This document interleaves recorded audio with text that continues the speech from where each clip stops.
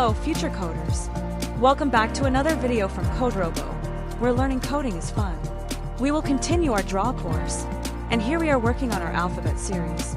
So, this time we are going for mission number 8, which is to draw the alphabet M. So let's get started. To begin, we will use the place pen option.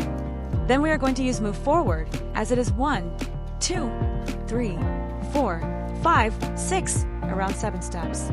Then we will turn it to somewhere around 138 degrees, and then we will move the robot ahead, and it's going to be somewhere around 1, 2, 3, and 4. So, let's take it somewhere around 4.8. We are going to turn it towards the left-hand side, and let's just make it 100 degrees. Then, let's use move forward, and we will be using 4.8. After that, we will again turn it by somewhere around 142 degrees, and once this is done, we will use move forward, and here we go. We are ready to run the code. Let's click on the green button and see if we get the output. So, as you can see, it is moving forward, turning right by 138 degrees, changing by 4.8, and then turning, and there we go.